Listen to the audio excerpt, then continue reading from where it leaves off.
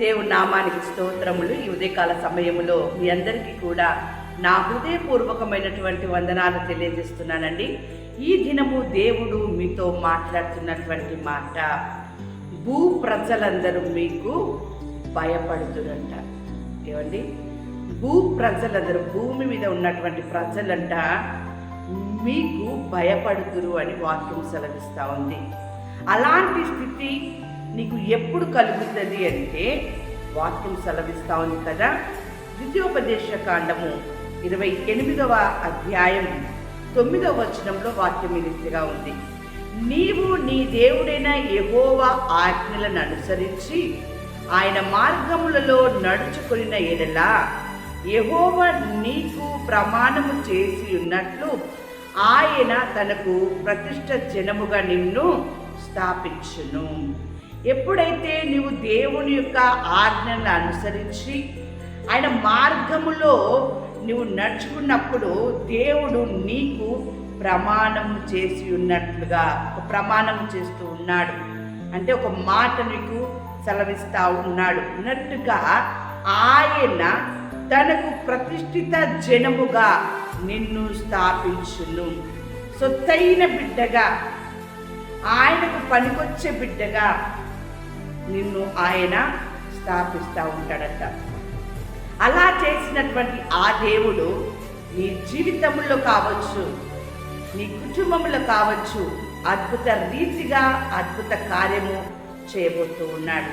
ఎప్పుడైతే నువ్వు దేవుని మాటలు విని దేవుని యొక్క ఆజ్ఞల ప్రకారము నడుచుకుంటావో ఆయన నిన్ను ప్రతిష్ఠిత జనముగా నిన్ను ఆయన స్థాపించుకుంటున్నాడు.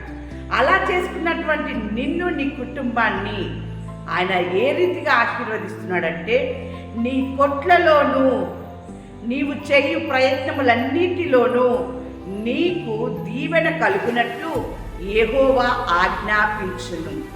నీ దేవుడైన యెహోవా నీకిచ్చుచున్న దేశంలో ఆయన నిన్ను ఆశీర్వదించును.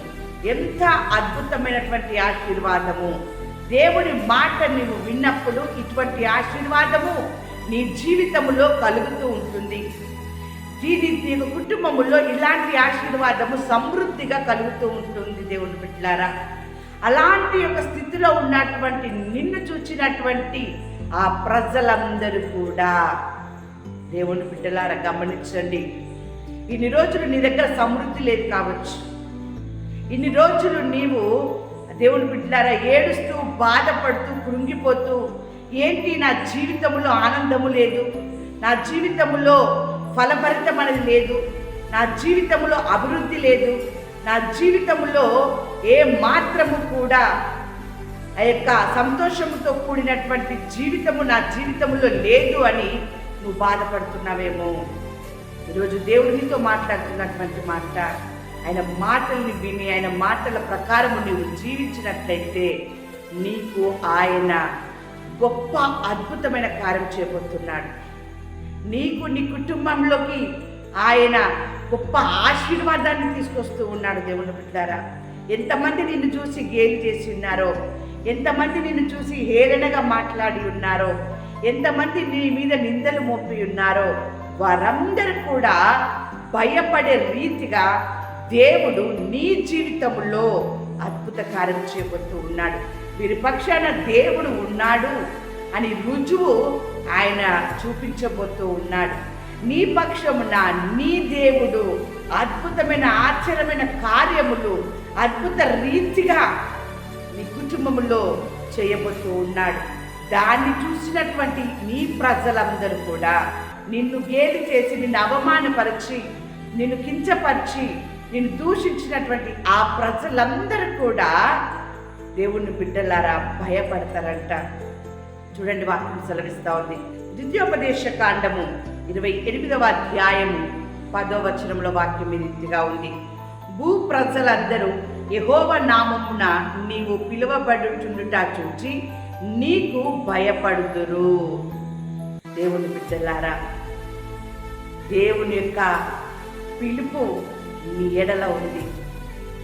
దేవుని యొక్క యెహోవా నామమున నీవు పిలువబడుట చూచినప్పుడంట భూప్రజలందరూ కూడా నీకు భయపడుతున్నారట. ఆ రీతిగా దేవుడు నిన్ను అంచెలంచెలుగా ఎదిగింపజేయబోతూ ఉన్నాడు. ఆ రీతిగా దేవుడు నిన్ను అంచెలంచెలుగా గొప్ప చేయబోతూ ఉన్నాడు.